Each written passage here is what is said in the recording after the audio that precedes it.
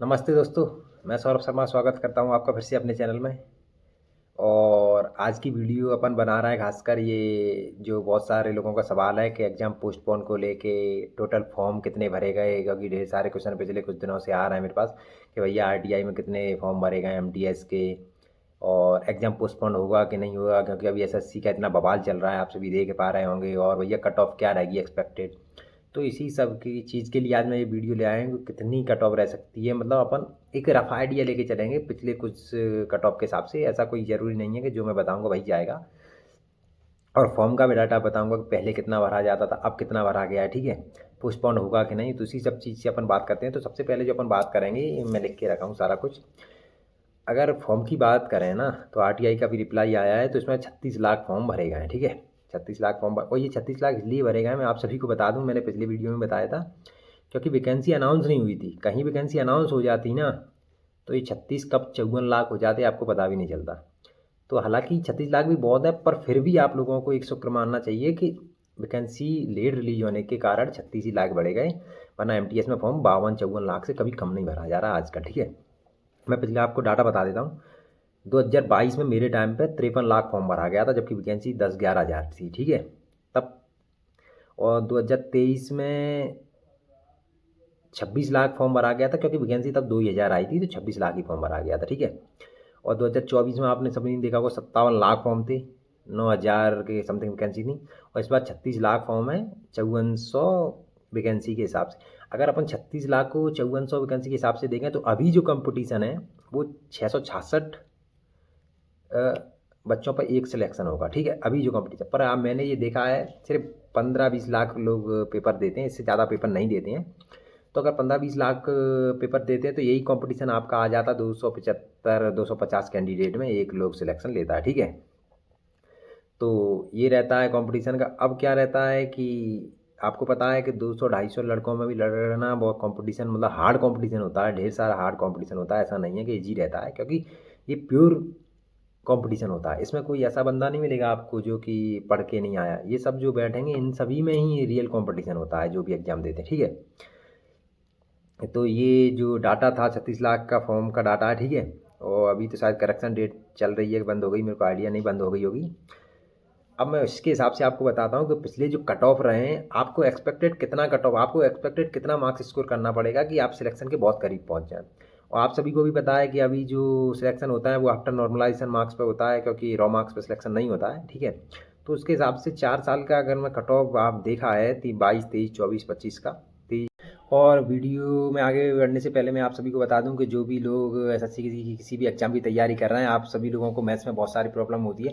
तो उसके लिए अग्रवाल का एग्जाम कार्ड का एसएससी फतेह कॉम्बो बुक आया है, ठीक है। उसमें आपको क्या है कि आपको 2 बुक मिलेंगी, एक मिलेगी आपको टेक्स्ट बुक, एक मिलेगी आपको क्वेश्चन बैंक। टेक्स्ट बुक में सारे क्वेश्चन क्या है कि शॉर्ट ट्रिक से बताए गए हैं, ठीक है। पर्टिकुलर चैप्टर के क्वेश्चन शॉर्ट ट्रिक से बताए गए हैं। और शॉर्ट ट्रिक से बताने से क्या है कि आपका कैलकुलेशन का स्पीड बढ़ेगा, आपकी वो क्षमता बढ़ेगी, मतलब स्पीड से सॉल्व करने की वो होगी। और दूसरा है क्वेश्चन बैंक, ठीक है। क्वेश्चन बैंक में क्या करना है आपको, क्वेश्चन बैंक में सारे क्वेश्चन लगा, मतलब जो भी क्वेश्चन है मार्च 2025 तक की अपडेटेड है, पूरी क्वेश्चन बैंक है, उससे आप क्वेश्चन प्रैक्टिस कर सकते हैं। और आपको फॉलो कैसे मेथड करना है मैं आपको बताता हूँ। स्टेप 1 में आपको क्या करना है, पहले आपको टेक्स्ट बुक उठानी है। टेक्स्ट बुक को आपको पर्टिकुलर सब्जेक्ट के शॉर्ट ट्रिक्स पढ़ना है, ठीक है। और एग्जाम्पल्स पढ़ने हैं। उससे क्या होगा, जब आप उससे शॉर्ट ट्रिक्स की प्रैक्टिस कर लेते हैं, उसके बाद आपको जाना है इस पर क्या कहते हैं, क्वेश्चन बैंक पर। क्वेश्चन बैंक पर उसी पर्टिकुलर टॉपिक की आपको प्रैक्टिस कर देनी है, उन्हीं जैसे आप पढ़ के आए टेक्स्ट बुक से, उन्हीं रूल्स और मेथड की शॉर्ट ट्रिक के हिसाब से आपको पूरी प्रैक्टिस कर देनी है। इससे क्या होगा कि आपका कैलकुलेशन की भी स्पीड बढ़ेगी, आपकी सॉल्व करने की स्पीड बढ़ेगी। और ये सारे जो क्वेश्चन बैंक में, उसमें सारे में आपको डिटेल वाइज क्वेश्चन मिल जाएंगे, आपको टॉपिक वाइज क्वेश्चन मिल जाएंगे, और ईयर वाइज क्वेश्चन मिल जाएंगे। तो आपको उससे बिल्कुल भी दिक्कत नहीं होगी। और इन दोनों बुक की लिंक मैं डिस्क्रिप्शन में दे दूंगा, आप वहाँ से जाके परचेज कर सकते हैं। 22, 23, 24 का 3 साल का। तो इसमें जो कट ऑफ रहा है ना, वो 120 से कभी कम नहीं रहा है।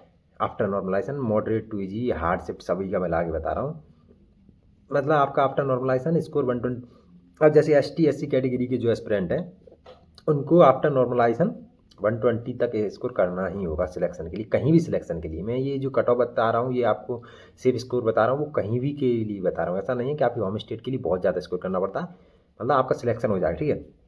तो जो ST SC के कैंडिडेट हैं इनको लगभग 120 अप्रॉक्स स्कोर करना होगा आफ्टर नॉर्मलाइजेशन, तभी उनका सिलेक्शन संभव है, ठीक है। अब यही बात अगर आती है OBC और EWS, तो इनको भी 124 125 प्लस या अप्रॉक्स ये भी करना होगा। इतना से मान के चलिए, इतने कम पे आपका सिलेक्शन नहीं होगा। शिफ्ट का मैं नहीं कह रहा कैसी शिफ्ट आएगी, पर आपका आफ्टर नॉर्मलाइजेशन स्कोर इतना होना ही चाहिए, ठीक है।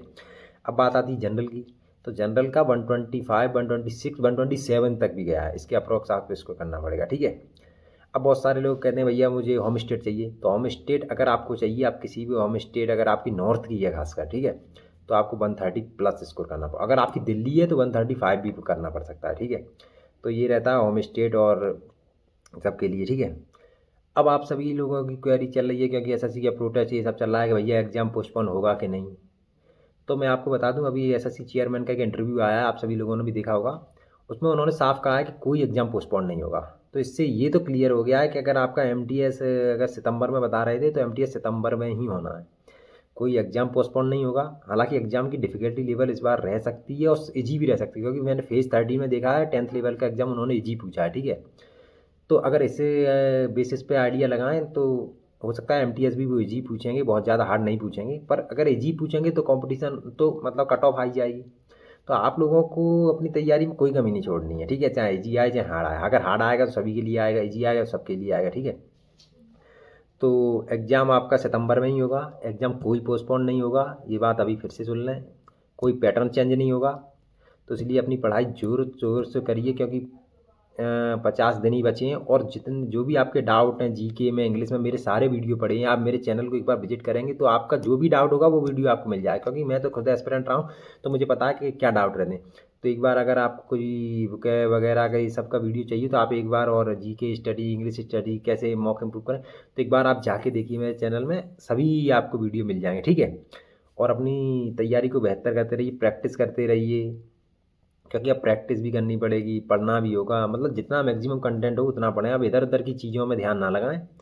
और क्योंकि बस एग्ज़ाम भी आने ही वाला है, तो एक नौकरी अपनी सिक्योर करिए। लड़के थोड़ा सा ये बेरोज़गारी की दौड़ से बाहर आइए, क्योंकि बेरोज़गारी की दौड़ से बाहर आएंगे तो थोड़ा सा रिलीफ मिलेगा, अपने परिवार को सपोर्ट करवाएंगे, अपने सपने थोड़े से पूरे करवाएंगे, फिर जो आपका एम है वहाँ के लिए आप तैयारी करेंगे।